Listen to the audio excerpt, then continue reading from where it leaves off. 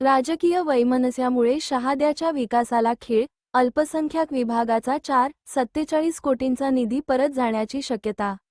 दुर्दैवाने शहादा शहरातील सर्वसामान्य नागरिकांना अद्याप अधिकृतपणे माहिती नसली तरी शिवसेनेला मिळालेल्या माहितीनुसार शहादा नगरपालिकेतील निवडून आलेल्या लोकप्रतिनिधींमधील आपसी राजकीय वैमनस्य आणि राजकीय संघर्षामुळे शहराच्या विकासासाठी मंजूर झालेला मोठा निधी शासनाकडे परत जाण्याची शक्यता निर्माण झाली आहे.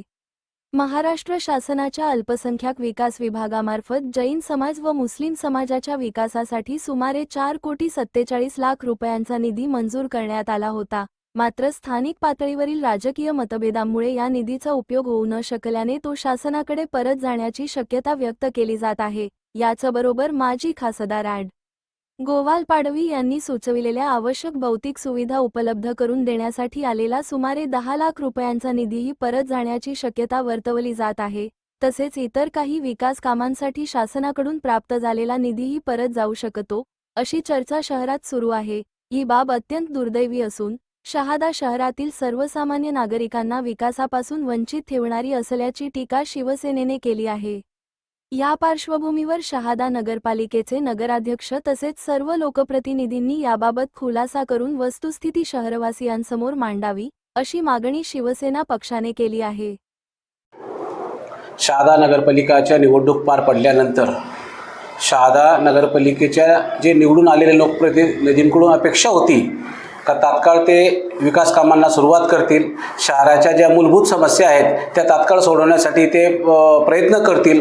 पण दुर्दैवाने आज 2.5 महिने झाले निवडणूक झाल्यानंतरही विकास कामे तर सुरू झालेली नाही. जे मूलभूत समस्या आहेत ते सोडवले जात नाही. नगरपालिका अस्तित्वात आहे की नाही असा प्रश्न आम्हाला आज समोर उभा राहिलेला आहे. कारण की या शहरामध्ये जे नगरपालिकेची जी सर्वसाधारण सभा झाली त्याच्यातली अधिकृत माहिती आम्ही मागून थकतोय, पण ती दिली जात नाही. तर का दिली जात नाही तर ते कळायला मार्ग नाही आहे. परंतु वरवर जी माहिती मिळालेली आहे, थोडीफार जी माहिती मिळाली आहे त्याच्यात 4 कोटी रुपये अल्पसंख्याक समाज, खास करून जैन आणि मुस्लिम समाजासाठी आणि ॲडव्होकेट खासदार गोवालजी पाडवी यांनी सुचवलेल्या याच्यामध्ये कमीत कमी 4-4.5 कोटी रुपये हे शासनाकडे परत जाणार आहेत.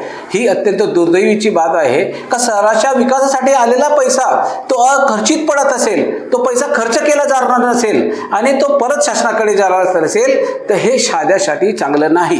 हे आज एक उदाहरण झालं. असे अनेक प्रकारे पैसे जर परत गेले तर शहराचा विकास कसा होईल, सामान्य जनतेचे प्रश्न कसे सुटतील, शहाद्यामध्ये अनेक समस्या आहेत ते कसं सुटतील. आज आरोग्याच्या प्रश्न निर्माण झालेला, रस्त्यांच्या प्रश्न, गटारीचा प्रश्न आहे, या सर्व प्रश्न आजपासून उभे आहेत. ते कसं सोडवणार आहात ना मग. आणि जर अशा वारंवार जर पैसे परत जात असतील, पहिल्या जे सर्वसाधारण सभेमध्ये पैसे परत जात असतील तर येणाऱ्या काळामध्ये केंद्र शासन असेल, राज्य सरकार असेल, खासदार असेल, आमदार असेल, हे कुठून निधी देणार देणार नाही. मग शहराचं नुकसान नाही का, हे शहराची चेष्टा नाही का, या शहराला वेठीस धरण्याचं काम नाही का, असा प्रश्न आमच्या मनात उभा आहे. म्हणून आमचं स्पष्ट म्हणणं आहे का माननीय नगराध्यक्षांचा सर्व लोकप्रतिनिधींनी याच्या संदर्भात खुलासा करावा. आम्ही जी आरोप करतोय का 4.5 कोटी रुपये परत जात आहे ते खरं आहे का खोटं आहे, याच्यात वस्तुस्थिती काय आहे, सत्यता काय आहे हे जनतेला कळू द्या.